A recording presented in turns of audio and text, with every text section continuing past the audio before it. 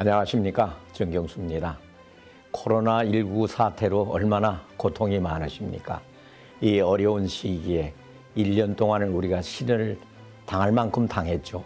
이제 백신이 또 우리가 할 수 있는 최대의 방법이라고 생각하고 의존합니다마는 백신도 믿을 수 없다는 등 믿겠다는 등 여러 가지 의견이 많습니다. 아무튼 믿어야죠. 모든 것을 자꾸 부정적인 것보다는 긍정적으로 생각을 하시면서 살아보시는 것이 또 기대하는 것이 좋을 것 같습니다. 더불어민주당의 김두관 국회의원님을 스튜디오에 모셨습니다. 고맙습니다. 이렇게 네, 바쁜 일정에 나와주셔서 저희로서는 큰 영광입니다. 복지TV에서 불러주셔서 고맙습니다. 예, 이게 모처럼 여기 나오셨으니까 예. 우리 국민들에게 덕담 한 말씀 하면서 시작을 하죠.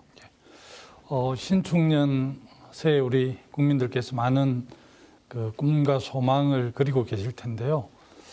작년에 이어서 올해도 코로나19 상황이 계속돼서 특히 이제 소상공인들, 자영업자, 또 비정규직 알바 청년들이 굉장히 좀 어려운 작년과 올해를 보내고 있는 것 같습니다. 정부 차원에서 많은 노력들을 하지만 충분하게 해소해 드리지 못해서 많이 송구스럽고요. 2000년 초에 덕담하면서 이제 부자 되세요 이렇게 많이 이야기를 했는데 그렇죠. 대한민국 코로나19 상황에서도 경제 선방을 해서 나름대로 의미 있는 성장들을 했는데요. 네. 그럼에도 불구하고 이제 이 양극화, 불평등이 굉장히 더 확대가 돼서 사실은 굉장히 어려운 사람들이 더 많아졌습니다. 그래서 저는 신축년 새해 또 내년 앞으로 아마 코로나19 영향이 한 3, 4년 갈 텐데 아무래도 경제적으로 또 이렇게 사회적으로 어려운 소외계층들, 어려운 쪽을 좀 더 우리 지방정부든 중앙정부가 많이 보듬는 그런 행정을 좀 해야 되지 않을까. 많이 힘들지만 그래도 이제 또 백신이 나와서 또 백신 접종을 하게 되면 집단 면역이 빠르면 올 연말 또 늦어도 내년 봄까지는 가능하다니까 좀 경제 상황들이 좀 정상화돼서 다시 희망을 갖고 꿈을 가지고 우리 국민들이 힘차게 좀 전진할 수 있는 그런 한 해가 됐으면 좋겠습니다. 네.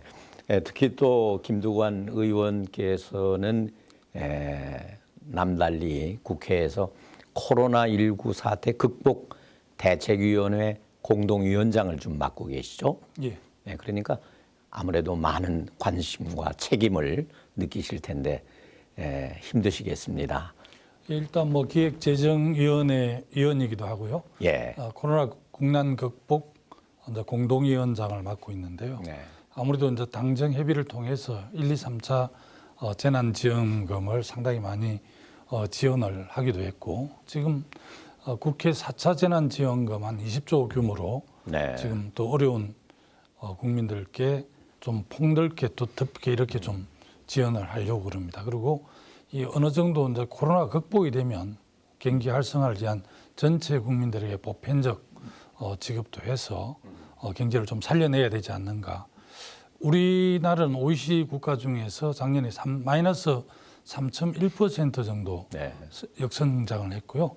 다른 선진국들은 마이너스 8% 정도 합니다. 그래서 그 갭이 한 5% 차이가 나는데 다른 선진국에 비해서 K방역 우리 국민들이 적극적으로 협조해 주셨고 또 의료계에서 많이 노력을 하고 이렇게 해서 또 그 속에는 소상공인들 자영업자 희생도 포함이 되는데 어쨌든 그렇게 해서 한 100조 정도 GDP의 성장에 영향을 줬는데 이걸 이제 조세 부담률로 20% 적용하면 20조 정도 다른 나라에 비해서 더 많이 세수가 거친 겁니다. 그래서 이 국민들이 K방역에 적극적으로 협조하고 희생한 덕분에 생긴 GDP 100조 그중에서 세금으로 한 20조 들어온 부분은 적극적으로 좀 국민들에게 돌려줘야 되지 않는가. 그리고 코로나 방역이 한 3, 4년 정도 더 걸리기 때문에 연 한 30조 정도 해서 한 100조 정도를 투입해야만이 좀 더 이 성장을 견인해낼 수 있고 경제를 선순환할 수 있다 이런 차원에서 그런 문제와 관련해서 이제 코로나 국난 극복 공동위원장으로서 당정과 긴밀하게 협력하고 또 기재부는 재정을 운영하다 보니까 재정 건전성을 유지해야 된다는 그런 고충을 이해 못하는 바는 아니지만 지금은 그야말로 전쟁보다 더한 전쟁 상황이기 때문에 그렇죠.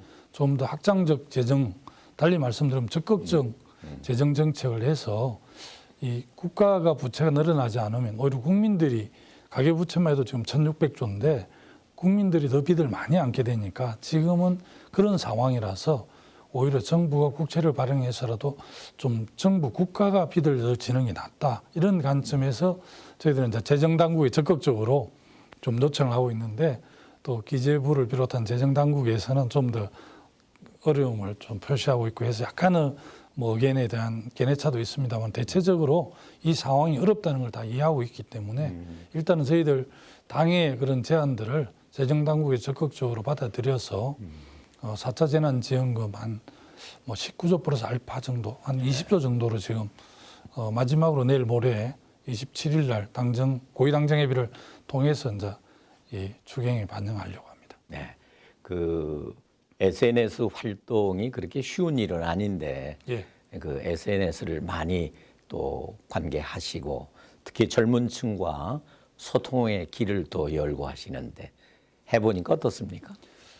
과거에는 뭐 좀 어르신들이 오히려 여론을 주도했다면 예. 한국 사회 지금 여론을 형성해가는 이제 이 세대를 보니까 40, 30 세대들이 여론을 좀 주도를 하고 오히려 20, 50 세대들이 좀 따라가는 그런 여론이 형성이 되더라고요. 특히 이제 이 젊은 세대들이 SNS에 워낙 강하기 때문에 SNS 활동을 안 하면 정치적 활동들을 특별히 또 코로나 시대에 비대면 시대에 알릴 방법이 없더라고요. 저는 이제 20대 국회는 이제 김포 시민들께서 제가 어려울 때 품어주셔서 네. 20대 국회는 이제 김포갑에서 국회의원을 했는데요.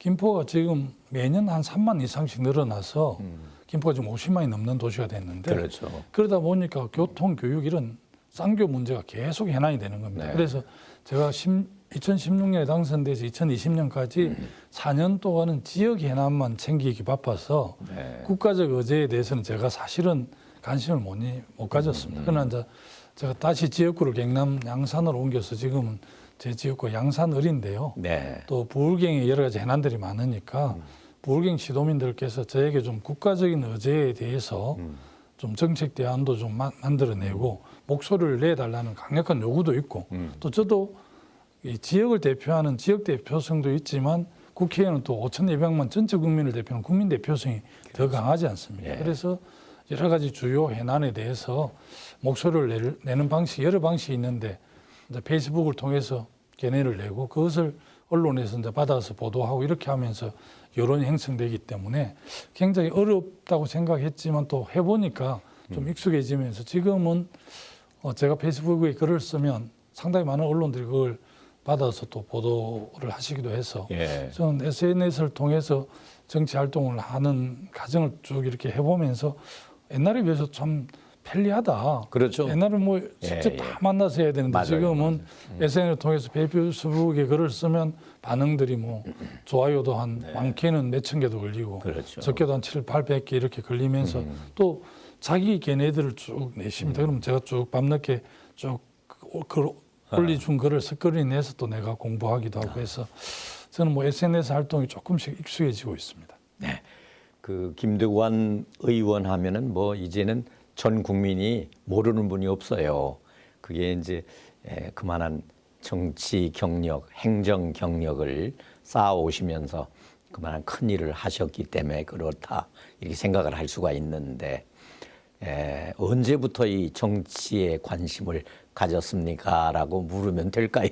이게 뭐 저는 이제 58년생인데요. 예. 제가 초등학교 다닐 때는 다들 좀 농촌 어렵기는 했는데 초등학교 6학년 1학기에 우리 남해에서 부산으로 이제 이렇게 수학여행을 가는데 좀 수학여행비가 없어가지고 120명 우리 동기들 중에서 이제 3명 중에 들어서 초등학교 때 수학여행을 못 가고 중학교 때는 저희들이 이제 정규 공부 시간을 마치고 보충 수업을 해서 월 500원 정도 이제 보충 수업을 냈는데 보충 수업비를 못 내는 사람들 맨날 담임 선생님이 보충 수업비 안 내는 학생 서봐 이렇게 하면 늘 저는 쓰고 이렇게거든요. 그리고 또 할아버지하고 아버님하고 다들 형제들이 열심히 농사를 짓는데도 이 뭐 가정 형편이 나아지지가 않는 겁니다. 그러면서 이게 땀을 일하면 그 땀의 대가가 좀 사회 구조적으로 반영이 돼야 하는데 이게 어디에서 이렇게 이런 결과가 나온가 이렇게 어린 마음에 중고등학교 다닐 때 봐도 이게 그래도 좀 정치가 잘하면 이 예산을 분배하고 재정을 분배하고 이런 걸 좀 잘하면 좀 더 나아질 수 있을 텐데 이게 이제 정치의 영역이다라고 어렴풋이 제가 좀 느끼게 된 겁니다. 그래서 예. 어떻게 보면 어릴 때 이제 가난한 그 살림살이 또 농촌 이런 환경 이런 것들을 좀 극복하는 데 있어서 정치의 영역이 있겠다 이런 생각에서 이제 고등학교, 중학교 때 조금 관심을 가졌지만 제가 더 하고 싶은 건 사실은 제가 그 MBA 장학 퀴즈 나가서 네. 차석을 한 적이 있는데요. 예, 그렇죠. 그때 그 차인태 예. 아나운서 선생님께서 저보고 인터뷰를 묻더라고요. 남의 종고 김두관 군은 장래 희망이 뭐냐 이렇게 물어서 나는 스포츠 해설가가 되고 싶습니다 이렇게 이야기를 했거든요. 그런데 사실은 스포츠 해설가가 안 되고 이제 행정가로 이렇게 왔는데 그래서 세상 일이 자기 마음 먹은 대로 잘 안 맞습니다. 되는구나. 예. 차인태 선생님께서 장학퀴즈 오는 학생 중에서 스포츠 해설가 되겠다는 학생은 김군이 처음이다 이랬던 기억이 지금도 생생하는데요. 그렇습니다. 사실 그렇게 안 되고 이제 전문대학의 행정학과를 경북에 있는 전문대 행정학과를 가고 2년 졸업하고 다시 이제 동아대학교 정치교육학과 3학년에 편입해서 학교를 다녔는데 제가 이제 고등학교 졸업하고 대학을 합격하고 그 대학을 등록금에서 못 가고 2년 동안 농사를 짓다가 늦게 전문대학을 갔는데 예.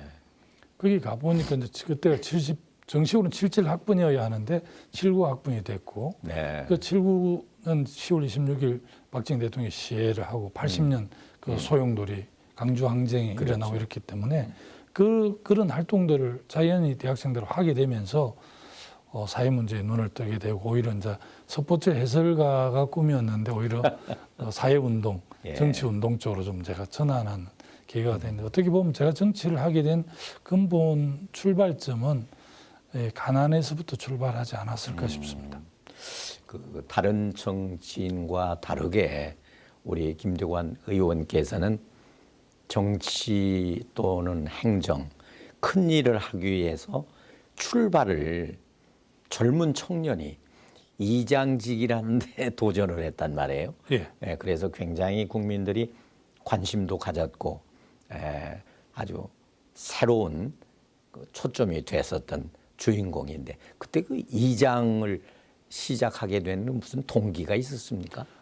제가 이제 그 군대에서 제대를 하고 네. 동아대학교 4학년에 이제 복학이 직전에 서울에서 유명한 시사 월간지 외판을 냈는데요. 아 예. 그때가 이제 86년이었습니다. 그래서 86년은 이제 80년대부터 대통령을 유신 이후에 다 체육관에서 뽑게 됐잖아요.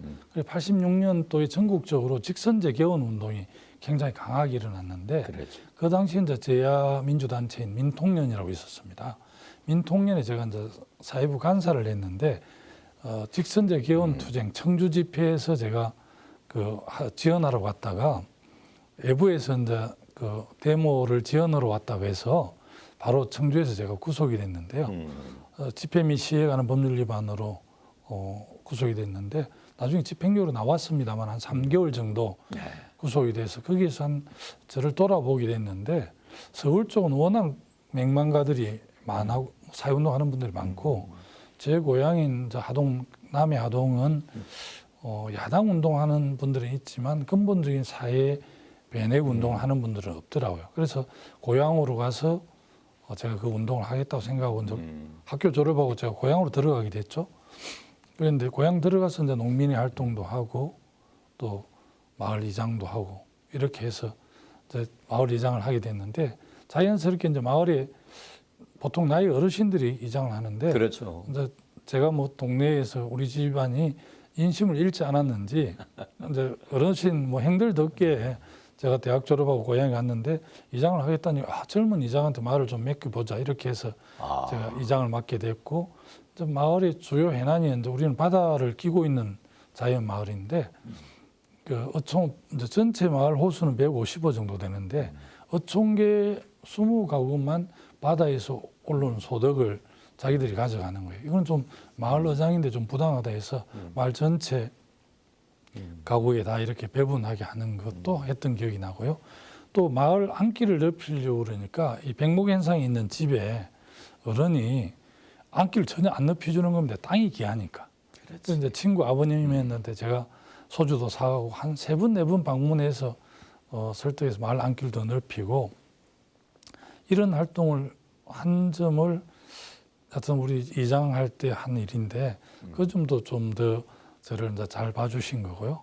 제가 이제 어렵게 남해신문이라는 지역신문을 만들었는데 남해군 대다수가 이제 농어민들이지 않습니까? 그래서 농어민들의 좀 정치 입장을 잘 대변하는 그 신문을 만들었거든요. 네. 이제 군민주 형식으로 해서 향후들도 출자를 하고 시민들이 다 국민들이 출자를 해서 만들어서 또 신문이 뭐 보수 진보를 떠나서 다 이렇게 실용적으로 운영을 하다 보니까 굉장히 지역신문 자리를 잘 잡았는데 그 신문 한 7, 8년 했는데 그게 이제 95년쯤 됐습니다. 그래서 신문을 하면서 굉장히 이제 이 군청하고 시골에서 권력기관이라 해야 되나요? 봉사단체령이 군인데 그렇죠. 군청하고 이제 타협하지 않고 농민들 입장을 잘 대변하니까 95년 지금부터 정확하게 26년 전에 그렇죠. 전국 최연소 군수를 뽑아주셨는데 저는 이제 마을 이장을 좀 열심히 하고 남해 신문을 만들어서 국민들에게 좀 잘 국민의 정치 입장을 잘 대변하고 또 농민의 활동들 뭐 이런 걸 좀 잘해서 참 본의 아니게 그 최연소로 제가 군수가 되었습니다. 그래요. 제가 그 다음 질문을 준비한 것이 바로 이제 그런 질문인데 이장을 하시고 보니까 이제 뭐 어떤 욕심도 생기겠죠, 사람이.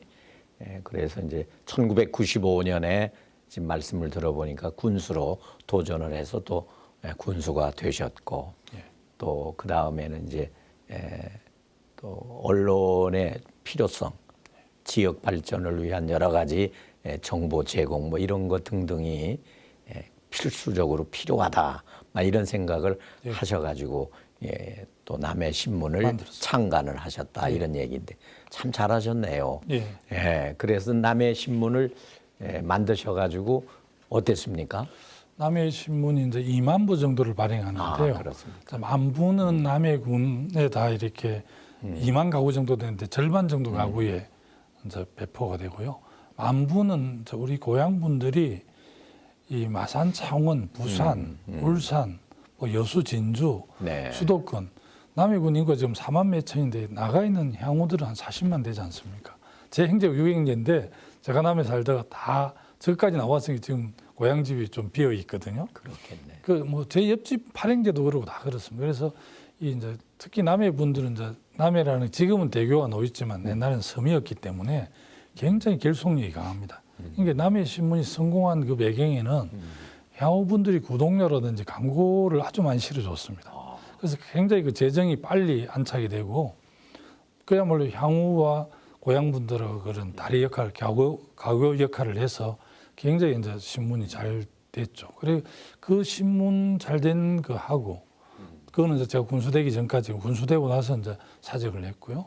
이제 군수가 된 이유는 뭐 여러 가지 업적이라면 업적이 있는데 좀 뭐 몇 가지만 들면 그 장묘 문화 있지 않습니까? 조선 이제 유교 영향을 받아서 대부분 이제 매장을 하지 않습니까?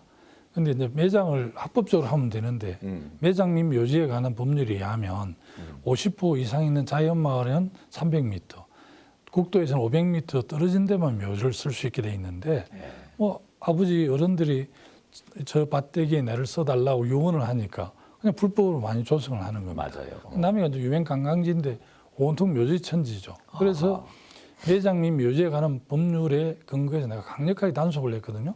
근데 다른 지자체는 단속을 안 하니 남아 하니까 어르신들 반발이 굉장히 컸는데 그게 이제 이 매장에서 하장으로 낙골무로 팽장으로 지금은 수목장으로까지 발전을 했습니다. 그래서 이제 장묘 문화를 획신한 거에 대해서 굉장히 그 당시 보건복지부에서 저를 높이 평가를 해줬고요.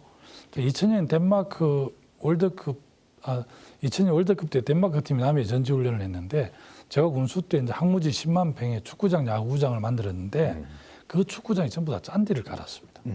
그래서 전국에 이제 초등학교 유소년 축구대를 해서 전국에 500개 팀 이렇게 오는데 한 열흘 정도 하니까 학부모까지 선수가 10,000명 정도 남에서 머물게 되니까 뭐 노래방이라든지 횟집이라든지 이런 게 워낙 잘 되는 스포츠 마케팅을 통한 지역 경제 활성화 이 굉장히 지역에 돈을 많이 이렇게 떨어뜨리고요. 이제 독일 강부 간호사들이 갔다가 이제 은퇴하고 돌아와서 살 수 있는 독일 마을을 만들었는데 그게 이제 옥토버 페스티벌이라고 작은 맥주 축제 이런 걸 합니다. 근데 뭐 지금 대한민국의 최고의 관광지가 되었습니다. 그리고 이제 그 독일 마을 옆에 원예술촌 마을이라고 유명한 탤런트 박원숙 씨 이런 분들이 와서 사시는 마을이 있습니다. 박원숙 씨가 거기 가서. 예, 그리고 또 자연마을, 그 자족기능이 되는 물건마을, 그 독일 마을과 원예술촌과 물건마을이 정말 아름답거든요. 그러니 굉장히 많이 와서 하여튼 군수 때 7년 동안 제가 정말 뭐 열심히 했었는데요.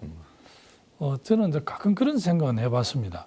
다른 분들은 군수나 도지사하고 돌아가신 이후에 사후에 역사적 평가를 받는데 저는 37부터 43살, 45살까지 했거든요. 4살까지만으로 했는데 저는 20년 해봐야 지금 제가 이제 군수 그만둔 지 20년 다 돼가지 않습니까? 내년이면 7년 군수를 하고 그만둔 지 20년이 되는데 사전에 살아생전에 평가를 받게 되는 거예요. 그러니까 저는 뭐 일주일 내내 그런 생각을 안 했지만 한 달에 가끔 이렇게 자기 전에 생각을 해보면 김두관 군전 의원 살아생전에 평가를 받는데 내가 군수 마치고 서울에서 활동을 하다 고향 가면 당신이 그래 초대 2대 군수하면서 남해를 반듯하게 설계를 해서 이게 군이 이렇게 잘 됐으니까 그래도 막걸리도 한 잔 먼저 먹으라 해야 되는데 당신이 청사진을 잘못 비전을 잘못 세워 남해가 망하게 됐다면 제가 뭐 고향 갈 수도 없지 않습니까? 그런 생각을 하면서 해서 그런지 모르겠지만 어쨌든 제가 군정 7년 한 것에 대해서 여러 연구기관에서 가장 잘했다고 모범 자치 1번지를 평가를 해줬고요. 이 평가를 이제 노무현 해양수산부 장관께서 저를 좀 유심하게 지켜봤던가 봐요. 내 약점은 못 보시고. 그래서 제가 이제 군수밖에 경험이 없는 저를 그 막강한 그 참여정부의 초대 행정자치부 장관으로 발탁을 했으니까 노무현 대통령께서 저를 발탁한 이유는 그렇다 하더라고요. 근데 이 참여정부의 행정자치부는 과거처럼 군림하는 그런 그 지방정부를 관리하고 통제하는 그런 행정자치부가 아니라 정말 지방정부를 도와주는 도우미 부처의 행정자치부, 지방정부를 지원하는 부처로서 행정자치부. 그 장관, 참여정부의 노무현 정부의 행정자치부 장관은 군수하면서 도청 가서 중앙부처에서 얼마나 서러움 많고 당했을 텐데 역지사지로 그런 경험이 있는 김두관 행정자치부 장관을 하면 정말 지방정부를 헌신적으로 잘 도우겠구나 이런 판단에서 정말 노무현 대통령이 저를 발탁했고요. 제가 이제 노무현 후보 경남 선대본부장을 했습니다. 부산본부장은 지금 문재인 대통령께서 하셨는데요. 승리하고 나서 한 달쯤 되니까 대통령 당선자께서 저를 부르시더라고요. 그래서 그 용수산이라는 저 종로에 있는 식당에서 저녁을 먹으면서 바로 이야기를 하시더라고요. 김 군수 청와대에 와서 나를 좀 도와주세요. 이렇게 말씀하시는데 제가 어떻게 그런 온기가 그때 났는지는 잘 모르겠는데 대통령 당선자님 청와대는 못 가겠습니다. 제가 이렇게 말씀을 드렸거든요. 그게 놀란 표정은 아니고 약간 의아한 표정으로 김 군수 왜 청와대는 못 오시죠? 이렇게 묻더라고요. 그래서 제가 당선자님 청와대는 기획력 있고 아이디어 있는 사람이 가서 대통령을 보필해야 되는데 저는 그런 능력이 없습니다. 이렇게 하니까 그 대통령 당선자께서 그러면 무슨 일을 하고 싶습니까? 이렇게 묻더라고요. 얼마나 찬스입니까? 그래서 내가 행정자치부 장관을 하고 싶습니다. 이 말이 정말 목까지 올라왔는데 그렇게 말씀드리는 건 대통령님이 인사권을 제약하는 같은 그런 영리한 생각이 그때 탁 떠오르더라고요. 그래서 제가 이렇게 말씀드렸습니다. 저는 야전 체제로 현장 체질이니까 내각에서 일을 하고 싶습니다. 이렇게 세게 나갔거든요. 그리고 한 달 뒤에 행정자치부 장관이 됐잖아요. 그래서 그렇구나. 제가 어디 시민사회 단체는 우리 정치하는 사람들 와서 특강 그 이야기 좀 해줄 때 그 이야기를 합니다. 대통령 당선자 만날 처음에 세게 나가라고. 처음에 청와대 행정관 하라는데 예 하고 하면 5년 내내 행정관 한다고 세게 나가야 장관 되고 수석된다고 내가 했던 농담 기억이 재미있는 에피소드입니다. 장관이 이제 되셔서 특히 뭐 혁신적인 또 행정을 노무현 대통령도 여러 가지 같은 협의가 되셨겠지만은 김 장관께서 그 당시에 새로운 행정 업무를 펼쳤잖아요. 예, 뭐 그래서 뭐 언론에서도 그게 예. 굉장한 그 화제거리였어요. 자랑하려면 꽤 많은데요. 사실은 이제 그 3대 특별입법이라 해서 국가균형발전특별법, 지방분권특별법, 신행정수도건설특별 3대 특별입법을 제가 이제 7개월 장관은 짧게 했습니다. 7개월 만에 다 입법을 완료해서 그해 12월 31일 정기국회 마지막 날 통과를 했고요. 특히 이제 기억에 남는 것은 이제 우리가 5,200만이니까 대의민주주의를 할 수밖에 없지 않습니까? 대의제를 할 수밖에 없지만 가능하면 이 직접민주주의가 발현할 수 있는 기회를 드리는 게 맞거든요. 스위스 이런처럼. 그래서 저는 주민투표제를 반드시 도입하겠다는 생각을 강하게 갖고 있어서 제가 행정자치부 장관이 돼서 주민투표제를 도입을 했는데 고건 총리님이나 노무현 대통령께서도 좀 시기상조라고 좀 걱정을 하시더라고요. 그래서 제가 우리 차관이야 고위 간부들을 인용하니까 대통령께서 걱정하고 총리께서 염려하시는 걸 처리해야지 왜 밀어붙이냐고 이제 다 우리 차관 이하 간부들이 그렇게 하는데 그래도 제가 반드시 주민투표제 직접민주주의를 가능하면 많이 해주는 게 좋겠다 해서 강력한 의지를 갖고 그 노무현 대통령을 제가 오히려 설득을 했는데 노무현 대통령께서 흔쾌히 사인을 해주셔서 주민투표법이 도입이 됐거든요. 제주도가 이제 기초정부가 제주시, 서귀포시, 북제주, 남제군 4개가 있고 제주도가 있었는데 그래서 제주공항에 내려가 서귀포로 가면 거리시간 명산제니까 저 미터기 놓은 요금보다 더 요금을 받으니 관광객들하고 막 부딪히고 그렇게 했습니다. 근데 제주도는 기초의회와 도의회를 합해서 이제 제주특별자치도를 만드는 것도 주민투표를 했고요. 지금은 어렵게 이제 통합이 됐는데 청흥군하고 청주시하고 통합하는 것도 주민투표제. 제가 도입한 그리고 오세훈 전 시장의 무상급식 투표도 제가 도입한 주민투표법 때문에 한 거고요. 우리가 이제 원전에 의존해서 에너지를 계속 가져가면 고준위로부터 중저준위 핵 폐기물이 나오지 않습니까? 이건 이제 저장고를 만들어야 되는데 이게 굉장히 이제 자기 지역에 위험하다고 못 짓게 하는 거죠. 그룹도 안면도 2도 사건이 크게 났고 최종적으로 이제 군산시와 경주시가 이제 유치하는데 3천억 원이라는 특별 지원금, 양성자 가속기, 또 우리 한전산하의 한수원, 원전을 관리하는 공기업 한수원을 본사를 옮겨주는 조건으로 주민투표를 했는데 그거는 경주시가 94%, 군산시가 91%가 일이 나서 지금 경주시로 간 거거든요. 그래서 그게 이제 주민투표법에 의해서 다 그렇게 되는 겁니다. 지금은 지방자치 역사가 한 30년 가까이 됐기 때문에 의회까지 포함하면 지금은 뭐 새로운 걸 주민투표에 붙일 일이 없지만 초창기는 정말 우리 도시를 어떻게 가져갈 것인가에 대한 것은 주민투표로 붙일 수 있습니다. 충분하게 설명을 하고. 저는 이제 남해 군수할 때 주요 슬로건이 자연이 살아 숨쉬는 남해였거든요. 그래서 석산 하나도 개발 안 하고 그럼 남해도 태풍이 많이 오니까 방파제 이런 게 무너지는데 석산이 없기 때문에 거제나 통영 고성에서 가져옵니다. 그러면 이게 10억이 들일 선착장이 15억이 듭니다. 그럼에도 불구하고 제가 7년 동안 하나도 허가를 안 내줬거든요. 그러니까 지금 남해군은 길거리에서 석산을 볼 수가 없고 이 무덤이 없습니다. 다 이게 화장하고 이렇게 팽장에 납골처럼 갔기 때문에 그래서 굉장히 이제 제가 평가를 잘 받았는데요.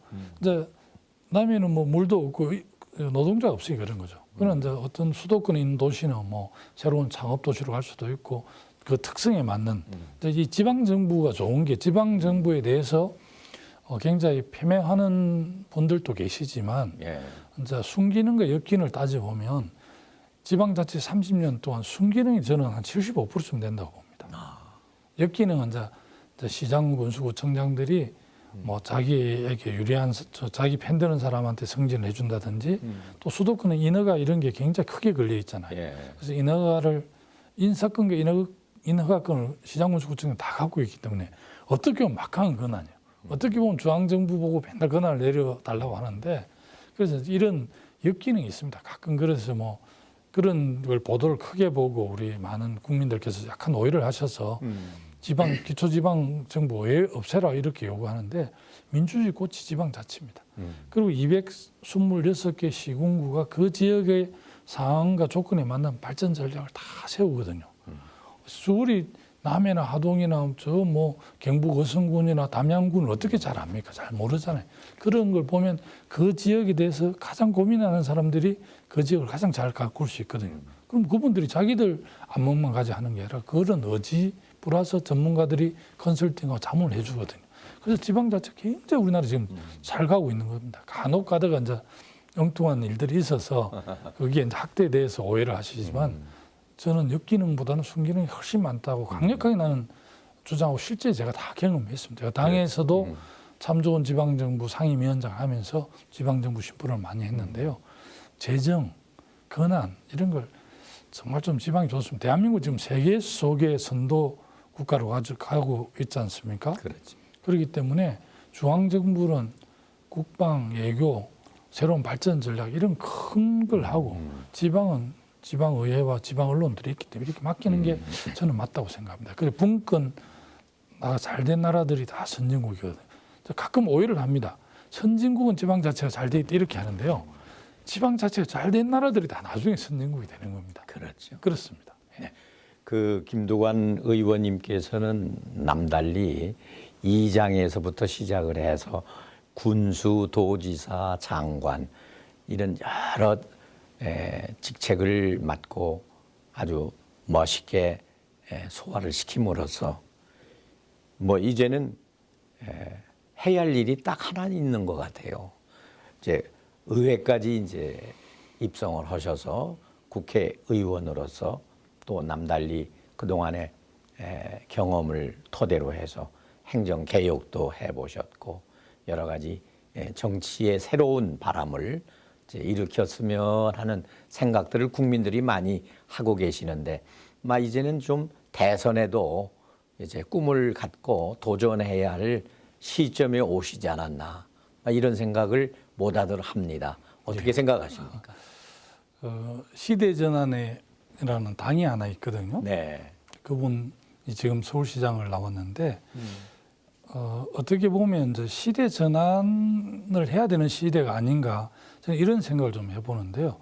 한국의 이제 주요 지도자들이 다 어떻게 보면 중앙에서 이렇게 탑다운으로 내려왔지 않습니까? 그렇죠. 그러나 이제 시대가 지금 시대가 바뀌고 있고 앞으로 시대는 이 풀뿌리 현장에서 그야말로 이런 국민과 시민들과 국민들과 소통하고 또 참 막걸리 잔도 나누면서 같이 교감하고 아래로부터 이렇게 좀 이 경험하고 성장한 사람 바텀업 방식으로 이렇게 좀 올라오는 그런 시대로 저는 시대가 전환돼야 되지 않을까 이런 생각을 해보거든요. 그게 민주주의죠. 예, 그런 측면에서 이제 유럽의 뭐 북구나 독일이나 이런 나라들은 대체로 좀 그렇습니다. 풀뿌리 현장에서 리더십이 검증된 이런 사람들이 오르는데 한국은 여전히 이제 아직 그렇죠. 조선 500년 워낙 중앙집권적 국가였고요. 지금도 이제 그런 게 강한데 이제는 이제 4차 산업혁명 시대를 맞이해서 지방화, 분권화 이런 시대이기 때문에 오히려 이제 이 아래로부터 이렇게 올라오는 게 맞지 않는가. 그래서 우리 한국의 지방자치 역사가 아직까지는 일천에서 이 기초지방정부 또 강력지방정부 또 마을이장 농민의 활동, 지역사회운동, 또 행정자치부 뭐 이렇게 저처럼 경로를 걸어온 사람이 많지 않아서 그렇죠. 지역에서 이제 고생하는 분들께서 가끔 저에게 덕담한다고 이렇게 좀 이 나라 경영 대선에 좀 도전할 용의가 없네 이런 물음들을 많이 하는데요. 적어도 정치인은 그런 시대적 물음에 답할 의무가 있거든요. 네. 그래서 얼마 전에 제가 이제 경남에 요즘 지역구가 이제 경남에 자주 가는데 MBC 경남을 한번 들렸는데 우연히 그 기자들이 그냥 이렇게 방담을 하면서 그냥 단도직입적으로 대선 출마하냐고 물더라고요. 그래서 제가 이제 지금은 서울시장과 부산시장 보궐선거가 주요 어제고 좀 당면한 과제라서 아무래도 지금은 서울시장과 부산시장 보선의 시대고 아무래도 이제 서울 부산시장 보선 끝나면 이제 우리도 당 대표와 원내대표를 뽑게 되면 자연 이제 5월 6월 되면 이제 대선 국민으로 전환이 될 때는 그렇죠. 뭔가 입장을 밝혀야 되지 않겠나. 그래서 지금 정책과 뭐 여러 가지 사람들 준비하고 있는데 본격적으로 대선 국면에 접어들면 제 생각을 좀 말씀드리겠다 이렇게 말씀을 드려서 그런지 경남도민들께서는 제가 대선을 잘 준비하고 있구나 이렇게 이해하고 계시더라고요. 저도 좀 차근차근 준비하고 있습니다. 김두관 의원께서는 30여 년 동안 행정부서에서 이제 여러 가지 경험과 어떤 체험을 통한 여러 가지의 개혁의 중대성도 느끼셨다 이런 생각을 듭니다만은 네. 이제 그 과정에서 이제는 내가 해야 할 일은 국회에 가서 좀 더 입법적인 차원에서 큰 일을 하셔야겠다 이런 생각을 하셨던 모양이에요. 그래가지고 5번이나 도전을 하셨다고요. 저는 깜짝 놀랐어요. 오, 그렇게 됐나? 그런데 어떻게 제가 5번이나? 제가 고향인 네. 진짜 남해 하동남해에서 3번을 낙선을 하고요. 네. 이제 제가 4번째 이제 당의 요청, 당에 그렇게 이제 김포가 굉장히 우리 당으로 그 당시 2014년 730 보궐선거 어려웠는데 그렇죠. 아마 어려운 지역이라서 저에게 기회를 주신 것 같아요. 그러니까 7월 30일 선거인데 7월 15일 날 내가 김포에 들어가 보름 선거 운동을 했는데 2014년은 제가 이제 한 43%를 받고 낙선을 했고요. 2년 뒤인 2016년 20대 본선거에서는 제가 압도적으로 당선이 되고 그래서 사실은 이제 김포에서 2번째 국회의원을 하는 걸로 제가 이해를 했는데 네. 당에서 이제 부산 경남 PK 지역이 어렵다. 낙동강 전선에 사령관으로 좀 가달라 이런 요청을 받았는데 그리고 당에서는 저를 보고 장수라고 생각하고 가라 그러는데 제가 그 위험해서 못 가고 안전한 김포에서만 하겠다고 할 수가 없지 않습니까? 그래서 어려운 곳인데 갔거든요. 그런데 제가 가면서 이제 이런 생각을 했습니다. 좀 뭐 여러분들에게 말씀드리면 역사에서 김두관이 쓰임이 있으면 양산 시민과 경남도민들이 저를 안아줄 것이고 쓰임이 없으면 저를 내치겠지 이런 그냥 좀 낙관적으로 좀 제가 낙천주의자입니다. 그래서 갔는데 정말 어려운 가운데서도 많은 분들께서 염려하고 성원해 주셔가지고 제가 이제 지역사회운동 자치분권 활동 오래 했기 때문에 전국의 자치분권 활동했던 분들이 양산에 다 응원을 해주셨어요. 뭐 SNS로 전화로 뭐 인터넷으로 이렇게 응원해 주시고 물론 이제 표는 양산에 시민들이 찍었지만 그분들이 처음에는 저를 선택 안 했을 마음을 갖고 있었을 텐데 전국에서 이제 그래도 뭐 괜찮은 의원이 좀 국회 가는 게 좋겠다 이렇게 해서 왔고요. 네. 그래서 이제 제가 2번째 오게 됐고 그래서 국회 활동은 저는 이제 이 양극화 해소, 불평등을 극복하는 게 큰 과제고요. 이 불평등 양극화 속에는 이제 이 수도권과 지방의 격차도 포함됩니다. 그래서 저는 이제 우리 서울은 글로벌 경제 수도로 남고 세종특별자치시가 이제 정치 행정 수도가 되어야 된다는 생각을 강하게 갖고 있습니다. 그리고 이제 신행정 수도 건설 특별법이 사실은 청와대 국회까지를 세종시로 옮기는 거였는데 그 이후에 그 법이 특별법이 통과된 이후에 이석연 후에 법제처장을 했죠. 변호사인데 예, 이분이 이제 위원이다 해서 정말 성문법이 아닌 간섭법. 대한민국 수도는 서울이어야 한다는 간섭법에 의해서 그게 위헌 판정이 난 겁니다. 네. 그래서 이제 이 신행정 수도 건설 특별법이 행정중심 복합도시로 바뀌어서 이제 세종특별자치시가 됐는데 지금 뭐 청와대는 몰라도 국회는 옮기는 쪽으로 좀 예. 어느 정도 여야가 합의를 해서 올해 예산도 그 세종 국회분원 만드는 예산이 만들어졌고요. 그래서 최근에 제가 그 행정수도 특별법 완성법을 법안을 내기도 했고요. 또 여러 가지 이제 뭐 이 지방 재정이 어렵기 때문에 부가가치세의 그 부가가치세 중에서 10%, 15%를 지방 소비세라 해서 지방 정부에 지원을 주는데 그걸 지방 부가가치세 21% 6%를 옮겨서 거기 한 9조 정도 되는데 그게 이제 지방 정부로 가기 해서 재정 분권 지방 정부가 잘 되면 역시 이제 재정이지 않습니까? 그래서 재정 분권이 되는 이런 법안들. 그래서 어쨌든 균형 발전과 양극화와 불평등 해소 이런 쪽에 제가 이제 기획재정위원으로서 열심히 활동하고 있습니다. 네. 지금 국민들은 코로나19 문제가 빨리 종결이 됐으면 하는 그런 생각들을 많이 하고 있어요. 예. 그러나 이것이 그렇게 마음대로 되는 것도 아니고 이런 가운데 참 요새 불거지고 있는데 기본 소득 분쟁이 좀 예. 일어나고 있습니다. 예. 끝으로 한 말씀 드리고 싶은 것은 이 기본 자산 정책과 또 기본 자산의 어떤 자산 정책 뭐 이런 소득의 관계성, 예. 이 차별을 어디에 두고 지금 뭐 제가 제안한 정책이기 때문에 제 기본 자산제를 먼저 좀 설명을 하면요. 우리나라 요즘 신생 아이가 30만 이하입니다. 사실은 이제 재작년은 30만이었고요. 2020년 통계 엊그제 보니까 27만이더라고요. 이제 30만을 출생 아이로 이제 그냥 기준점을 잡아서 30만 신생 아이에게 우리 국가가 예산으로 2천만 원 정도 출생한 아이에게 신탁을 하면 연간 예산이 한 6조 정도 되는데요. 그 2천만 원을 신탁을 해서 이 아이가 성년 20살이 되면 그 한 5천만 원 정도 목돈을 마련해 주는 거거든요.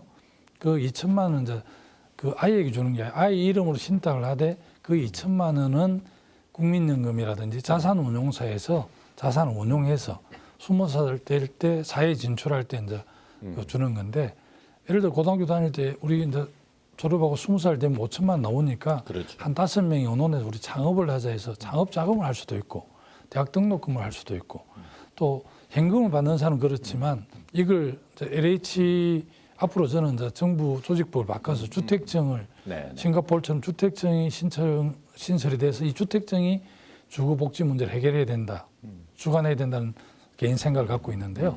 그래서 이걸 이제 자산 그 2천만 원을 기본 자산 주택에 신탁을 하면 주택청에서 이 정부가 독점 사업이기 때문에 아마 수익률이 더 높을 겁니다. 그러면 돈으로 치면 그건 한 7, 8천만 원 될 텐데 그렇게 하면 이 청년들이 주거 문제도 해결할 수 있고 또 노인들의 그 지출 항목을 보니까요. 이 손자들 유치원비라든 이런 데도 꽤 많이 지출을 하더라고요. 그래서 이제 이 20살 됐는데 뭐 장가도 보내고 대학도 보내고 이렇게 하는데 돈이 드는데 이 기본 자산제를 해서 그렇게 운영을 하면 어르신들의 자녀에 대한 손자에 대한 부담도 훨씬 줄어들 수 있어요. 이거 양득이더라고. 그리고 연 예산이 이제 2천만 해도 6조 정도인데 이제 2021년 올해 예산이 558조입니다. 그래서 곧 600조, 3, 4년 안에 600조가 될 텐데 600조의 1%입니다. 그래서 이게 실질적으로 지금 아동수당이라든지 전국민 고용보험이라든지 노령연금이라든지 이런 걸 기존의 복지제도를 손대지 않고 도입할 수 있는 가능한 거라서 나는 기본자산제가 그나마 양극화를 해소하는 데 크게 도움이 된다고 생각해서 주장을 하고 있고요. 이재명 지사하고 기본소득당에서 이제 기본소득을 주장하시는데 그 용해인 의원이라고 기본소득당 대표가 있는데 한 분입니다, 국회에. 한 얼마 전에 일주일 전에 한 2시간 토론을 했는데 그분이 뭐 상당한 논리를 갖고 계신데 그러면 기본소득 설계가 뭐냐 하는 게 월 한 50만 원 소득을 줘서 1년이면 600만 원이지 않습니까? 그래서 5,200만 원한테 그 주면 이게 314조 정도 됩니다. 근데 그걸 당장 우리 예산의 절반이 넘는 돈이니까 당장 할 수가 없으니까 지금 토론한 걸 보니까 이제 한 15년, 20년 후고 우선은 그 연 한 30만, 50만 원 뭐 이렇게 이야기하더라고요. 그러면 기본 소득이면 기본 생활에 좀 도움이 돼야 되는데 제가 볼 때는 설계에 좀 정교하지 않은 이런 점들이 있고 이거는 이제 전 국민에게 다 주니까 오히려 불평등 해소를 하는 게 아니라 오히려 불평등을 심화시킬 수 있다 이런 문제 제기를 하니까 이제 고소득자에 대해서는 누진 적용을 가세를 하면 극복이 될 수 있다 하는데 지금도 이제 한참 논의 중이니까 좀 더 기본 소득에 대해서는 저는 좀 지켜보고 있는 입장이고요.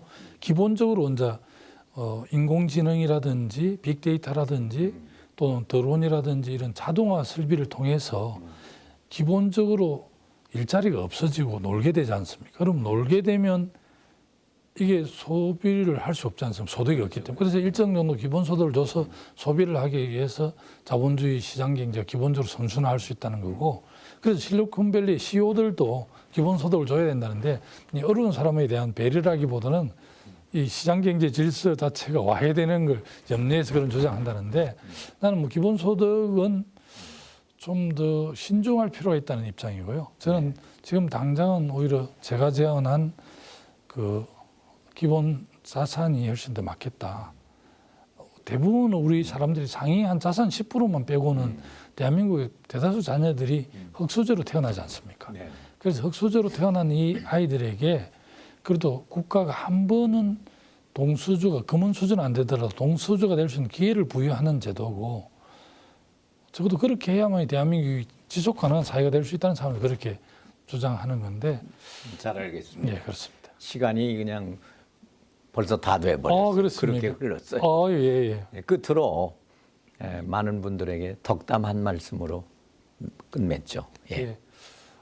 신축년 새해가 됐습니다만 여전히 코로나19 때문에 많은 국민들께서 힘들어 하시는데요.